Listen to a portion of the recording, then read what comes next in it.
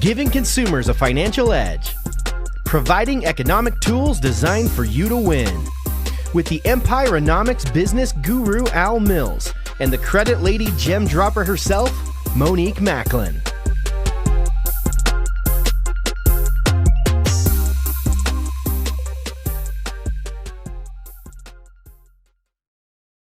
Hello, and welcome to Wake Up and Win with Al Mills and Monique Macklin.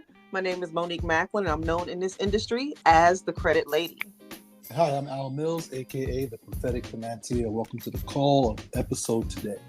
Yes, we have created a space that is designed to enlighten, empower, and edify people to their next level of economic success. On this platform, we do that by having conversations that require you to examine your current situation and make changes as needed to get you to the life that you desire to live by thinking better, banking better, and leveraging better. Now, on today's show, we will be discussing putting your money in the wrong. So you know what that word is. So let's go ahead and jump right into it, Al. I can say this is going to be a hot and juicy topic. As you know, sugar, honey, iced tea. Sugar, honey, ice in the tea. So let's spill some tea. Yes. I know you and we were having this dialogue early this week or last week, right? And it was just kind of mind-boggling to us when we started thinking about it, that people are okay with investing their money and time into things that have no value, right? Ooh. Well, yes. But before I even answer that question, our legal team is going to want us to say this. We're not giving financial, tax, or accounting advice. Always seek a competent professional. But about my opinion, yes, I have found that in my journeys being in the financial space, investment space, that so many people are electing to deploy their capital, or AKA their hard-earned capital monies, into things that just don't move the meter. What I mean by that is enhancing their quality of life, if you will. Right. They think they are, though, right? So, because we're conditioned. Yeah, we're conditioned to do the things that we were told to do. Correct. We've been indoctrinated to do the very wrong thing. And our conversations are hopefully going to move you in the right direction to start doing the right thing, especially when it comes to your own personal economics. But as a person who, I know you and I both love nice things, right? But of course. But we also know that we have to do things first before we can go after the nice things. And sometimes some people don't want to, they don't like delayed gratification. So if they want their hair done, they have no problem paying $200, $500. I've seen people pay as much as a few $1,000s on hairstyles that makes absolutely no sense to me. Wow. So, people have no problem paying $2,000 for pairs of shoes, right? Or that is true. $5,000, $10,000 for a bag. That is true. I'm trying to understand. Well, I think it comes back to when we've been indoctrinated into a space of lack of ownership. If we don't feel as though we're the owner or have the wealth, we want to attach ourselves to things that represent wealth symbols. Correct. And sometimes that may be even an appearance of rich.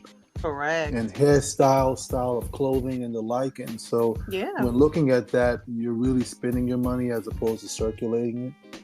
Correct. And they don't understand that. And I know, especially in the melanated community, the money doesn't circulate but for maybe a couple of hours, if even that. And it's out the door. And it's out. A hole in the bucket. You got a hole in your bucket. Exactly. So, and it's really crazy when people come to us and then they might get price shock or something when we tell them what our service is, but it's an investment. It's an investment into your future. But in many instances, it's a lot less of an investment than that month-old hairstyle that will cost you a few $100s or something like that. So, it's true. That's very true. I'm sorry to say though, but you made a valid point. And to that point is, people will invest in things that depreciate in value. Mm-hmm. It may give you a temporary sense of upliftment Yes. in terms of your self-confidence. Right. But when you're looking at overall, so many of us are making purchases that enslave us, right? You make $1, but you spend $1.50, right? Right. And then you enslave yourself to work 3 months to 6 months just to pay for that particular experience. And so why mortgage your life? Ooh, mortgage your life. That's deep. Never heard you say that one before. Mortgage your life. But it's just interesting because we all, like you said, we want to look rich, but we don't want to be rich. And our goal is to help you get wealthy. That's the goal. So when you say somebody when people are chasing riches, what are they actually doing? Well, let's just break down the word chase first of all. And as you know, Monique, in our community, we've learned through the metaphysics and the spiritual aspects that whatever you chase runs away from you. Correct. So the very first thing you have to learn to do is to attract things into your life, not pursue them. So never chase dreams, attract them. Never pursue money or riches, attract them, right? Correct. But then there's a major difference between riches and wealth in the kingdom. So in the kingdom, we talk about wealth and abundance, which is an overflow or a series of payments flowing to you, whereby riches is just nothing more than a compiling or hoarding material things. Okay. So you're just gathering a bunch of nothing. Yep. They say look in the closet of a person and that shows you where their wealth is. My goodness. And most of the stuff we don't use. Yeah, after that season or that night out. Or a lot of times, I know I've been guilty of this. I can't even front and say I haven't. But if, let's say I'm in a depressed state, let's say, I would go shopping like when my husband passed. Right. For me, that made me feel better. And then after I got the stuff, it didn't feel like much of anything after I got all of this stuff. And I was just like, I just wasted a lot of money for no reason. So I had to kind of, get my mind together around that as well. Because I just felt like, well, I want it, I'm just going to get it. And I know a lot of people think like that. So we have to learn how to control. I guess we got to figure out what our triggers are. Does that make sense? Yeah, I get it. It's my money and I want it now. Yeah, right. Right. That's pretty much it. But it's a sad commentary because we've been conditioned again. But we really have to start to look at if we can monitor where our money is, and then we could manage it. And if we can manage it, we can multiply it, right? Yeah. So it starts with monitoring. If you begin to look at where are you actually flowing your hard-earned money, if you will, right? And then see how is it moving the needle in your life. Let's imagine you are operating a vehicle that doesn't have a speedometer, a tripometer, a fuel gauge, a temperature gauge. You would not know how you're navigating on the highway or on the roads. The same applies in your life, right? So if you don't have these measurements or these gauges, you don't know where you're going. Financially, exactly. Yeah. So I guess another question I would want to pose is, what can people do, or when it comes to things like what you do, you're a mentor. And so I know that you believe everyone needs a mentor. Everyone is looking at coaches, and coaches are temporary, and mentors are pretty much, they become family, as you explained. That's right? your life journey. And I learned that very much so being an athlete, of being a former and recovering athlete. I've had a numerous amount of coaches, right? So, from grammar school to high school to college, your coach can only take you for so far. Right. But a mentor is a person who's a lifelong partner and friend. And that's what we believe here is mentorship through partnership, right? Right. That's one of the things that you won't find in the guru circuit. Not at all. It's about the book, the event, the PDF, the video. But when you have questions, who do you call? No one. It's definitely not the Ghostbusters. Right. But you need to call sign someone. Up, that's it. That's it. You're just another number. And so we believe in mentorship where someone can pick that phone up, ask that pertinent question, and get clarity, because clarity is the key to all things. Yeah. When do you seek clarity? Where do you get clarity from? Or better yet, right? Who do you listen to? It should always be a person that has done the things that you desire to do, right, and have gone to places you wish to go. Yeah. That's a person to whom which you should ask questions. And that should be the type of person that should mentor you. Mm-hmm. And then, so when it comes to that, some people say, well, I'll just go ahead and sign up for this program. It's a lot less than me getting a mentor. At least I can get started. And once I get started, maybe I can graduate to having a mentor, right? But sometimes there's ways that you can still get into having a mentor without, feeling like there's some sort of sticker shock. Because, I get it. Yeah, some people might, feel like there's a little sticker shock with that. But wouldn't you rather get off on the right foot as opposed to going around the mulberry bush? Starting with a coach, you have no support. You're in this program. Most people order these or pay for these programs that they never even complete. And there's, a year later, they're still stuck in the same position. Or, right, they go to these festivals or these events and there's a lot of hoopla and everybody's selling. Yeah. It feels like it's the pitch fest. It's a pitch fest, right? Everyone is, the adrenaline's flowing. Yeah. People are acting under NLP instruction where, they just follow the excitement. But ultimately, when the excitement is over and you come back down to reality, you have to start to think about those things, that natural high, that hopium, right? Yep. That dopamine effect. You want to be able to say, well, what am I really trying to accomplish? It comes back to clarity once again. Do you want to be perceivably rich or do you want to become wealthy? That's really the question. Do you want to live a better life? Yeah. Do you want to live your best life and create wealth that you can eventually transfer to your children's children? It comes back generationally. It comes back to what's the most important thing to you. You say perceive. So do you want to be fronting for the rest of your life? Or do you actually want to get what you're trying to get? Or what you're trying to look like? That's right. Right. If you don't get it, you're going to get got, right? That's it. Right? So you walk around here perpetrating a fraud the entire time. No, you have to figure out a way to do it. And as you mentioned, monitoring your money, the money that you're earning each week or whatever, you have to learn how to monitor it and then manage it and put it in places that's going to help multiply it. And if you've been trying that for many, many years and it's not working and you find yourself in the same position year after year, then obviously it's something that you need to do differently, right? Because that's like the definition of insanity. Keep doing the same thing over and over, expecting different results.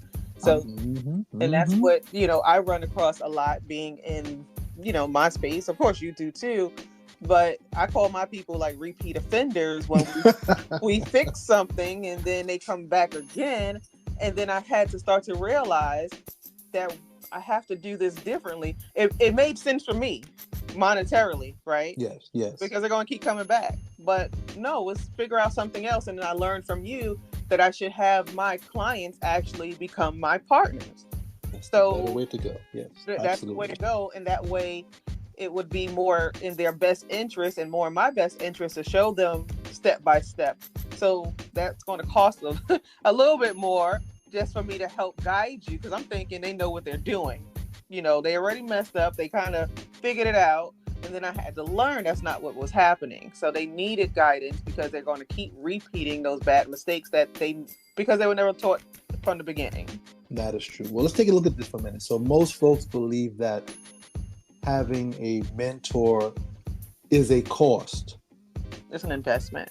Is as opposed to an investment, right? So let's just look at it. Let's just turn it upside down. Correct. If your mentorship with partnership, your mentor benefits from you being successful because they're partnering with you in these endeavors as opposed to just telling you how to do something. Right. Exactly. And that's a completely different dynamic as opposed to just do as I say, but not as I do. Buy my books, tapes, and come to my events. Right. Where in most cases, and I'm not saying all, but in most cases, They're just selling information and not actually living the lifestyle based upon the lifestyle or the principles that they're teaching. That's true too. Because it's an informational business. See, it's the informational business that you're selling information. Yeah. Mentorship is not selling information, it's sharing the intelligence and the experience. So you invest in yourself for a mentor to get access to the experience that the mentor has that would accelerate your progress and help you avoid those landmines in whatever niche that you're looking to play in. Right. It helps to change your mindset. You know, we always say everything begins in your mind, you know, how you think and all that kind of stuff. And a mentor will definitely, because there's been plenty of aha moments. I get aha moments almost every day with you. So it's like, I didn't think about it like that. You got to challenge each other's purview. That's where it is, right? Let me write that down. I always say, keep a calculator and a notepad. Yeah, you do. When we're speaking. You never know. How much is that? That's right. You never know what's going to fly out of a prophet's mouth. I tell you that much. You never can tell. This is so true. But yeah, I just keep seeing so many people, you know, just spending, you know, $500 on sneakers. I never even thought that was a thing. But, you know, $500 on sneakers, but they want the $99 special for me to help them get their, you know, their credit together. You want me to help you remove tens of thousands, if not hundreds of thousands off your credit file so that you can gain access to tens of thousands, if not millions of other things and assets or whatever. But you want the $99 special. Which is free 99, which is basically free 99, right? Exactly. Right. And then, but you're okay giving Michael Jordan every time he drops these old sneakers from back in the day. Retro. You're okay with doing that. Like, I don't get it. Like, Michael has a lot of money. And Michael's good. He's real good. So I'm trying to understand the concept and where that thought process actually comes from. But like you said, it comes from people just trying to look the part. And, you know, that's opposed to being the part, as opposed to being the part. But that comes because I've seen a lot of moms, of course, you know, they do that too, and it gets instilled because I don't want my kids going to school getting teased. I don't want this, and no one wants that. Of course, we don't want that, but we also have to start showing and putting value in other things, and showing kids how to, you know, create value in other places and not just what's on their feet or what's on their behinds. Correct. Well, I want to go back to your point about the Nike sneaker, right? And we're not being compensated to promote Nike, but this is just for illustrational purposes. Right. Most of us are the consumer of the product and pay a lot more. Right now, as we speak today, Nike is $98.01 for a share. So you can own Nike, fractional ownership of Nike. Yep. For $98 as it is for being the consumer and spend $150, $200. They're more like $3-4 nowadays. Okay, so that makes it even worse. That's even worse, right? So make that make sense. Right. So you could become an owner. Well, it would then make sense if you're an owner in it, right? And then support your brand. So that would make more sense for you to do. Yeah, I can see that. Well, yeah, I guess that would be the smarter thing to do. And there's other things that you can do. I mean, the toothpaste that you buy and all this other stuff, you know, figure out, you know, everything, different things. Everything that you have in your cupboard every day, that you consume every day, why not become a fractional owner and then support it, and then you can see it come back in the form of a dividend or something, equitable scenario for you in the future. Yeah. So there's a whole lot of ways that this can actually be done. But I know when we were discussing it, it was just kind of crazy, even just talking about it, because I know there's this hairstyle that we were talking about. I brought to your attention the silk press. And I said I saw online where somebody's selling that for a $600 silk press experience. And I'm like, $600? Because I know that's natural hair on us melanated women. It's natural hair. And we all know once humidity hits it, or the rain hits it, that $600 experience is trash. Wow. I don't know many people who's doing that, but even if you spent $100 or $200 for that experience, that's a lot for it to get frizzed up in a matter of days, because it's going to happen. So even getting in the shower. Yeah, and for another conversation, we can talk about the frequency and energy on that thing, but we'll leave that for another call. Definitely for another call. But to your point again, I like to share. Same thing happened with me. I was speaking to a person maybe 2 weeks ago, and they were seeking. They had somehow been introduced to me. They came in contact with some of the content that we have, right? And he wanted to seek mentorship. Okay. And we talked about his problem, where he'd like to be. It's always about closing that gap, but he didn't feel comfortable making the investment in himself. But then when I asked him, name some other things that you're deploying capital into, he was paying $1,500 a month for a Range Rover. I said, so let me ask you this question. So you're content with paying $1,500 a month for your Range Rover that takes you from your garage door to the parking lot of your job, or to the parking lot of the mall, or to the front door of your buddy's house, your mom's house, your girlfriend or your wife's family's home, and that's all that piece of machinery does, is take you from door to door in transportation. But to invest in your mind, that'll transport you from a poverty consciousness to an unlimited amount of abundance, you found that to be too expensive. Wow. Mic drop.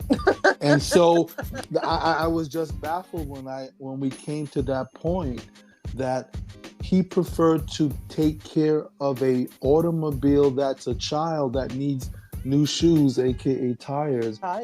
He needs food, which is called gas. Yes. And does a regular monthly checkup called oil changes at 3,000 miles, but would not invest in his mind in the greatest thing that God ever gave, was the capacity to think. To think at a higher level. At a higher level. At a better level. To learn how to have that, to bring money in that automatically cash flow in, that pays that $1,500 car note, right? That is correct. That, that they don't, it's a whole lot. People don't understand. So then I came to the terms that, that scripture that says, my people perish because of the lack of knowledge. It is very true. It is very true, due to the indoctrinations. And so they elected to pass because they said that they could not afford to do that, but continued to make a $1,500+ payment. Yeah. Because when you think about the gas and the whatever, the maintenance, that's about a good, let's say just gas in the car note, that's what, $2,000 a month. And not even talking insurance as well. You're talking another $300-$400 for insurance. So yeah, that's. Oh God.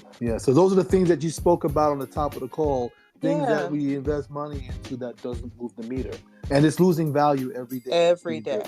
Every day. That's kind of crazy. So when we are talking about putting your money into the wrong sugar, honey, ice, and tea, this is what we mean, because there are better ways to employ your money that will allow it to go to work for you, so that, like you always tell me, debt is not a bad thing if you learn how to get debt to pay you. That's good. So positive debt that creates cash flow, and the wealthy are always looking for more debt, right? I have not met a billionaire yet that's not at least 500 million in debt. Ooh. Because most of the assets that we acquire, we use positive debt, or we call positive leverage to acquire the asset, right? So that's my closing argument on this conversation today would be, instead of buying the things direct, first make a pit stop into an asset, and then let the assets income cover your, you got it, your and then you use the flow from that asset to buy your toys. Right. Exactly. Get the assets that will then cover your ass. That's what we talk about. There you go. Said it best. Oh my God, this has been a good conversation. I loved it. I really did. I hope somebody actually people will get something out of this, because it should get you to thinking that, yes, I need to be doing better. I shouldn't be living paycheck to paycheck, because there's a lot of 6-figure plus income earners that are living paycheck to paycheck, right? A lot. That's true. That is very true. So, lacking the lack monitoring. You have to monitor your flow. Yes. What comes in and what goes out. Right. Where is it what going? Goes out. Mm-hmm. What's it returning me? Is it returning me? You know, we have an affirmation, right? We say that we circulate all of our energy, right? Right. And it comes back to us, pressed down, shaking together, and running over, right? So is it running over? Is it coming back to you, shaking down, pressed down, and running over? If it's not, then you need to reassess your plan. Right. That's it. Well, this has been, again, Al, a wonderful conversation. I love chatting with you. As always. So thank you all so much for joining us on Wake Up and Win with Al Mills and Monique Macklin. And we will talk to you on the next episode. All right. Be well, everyone. All right.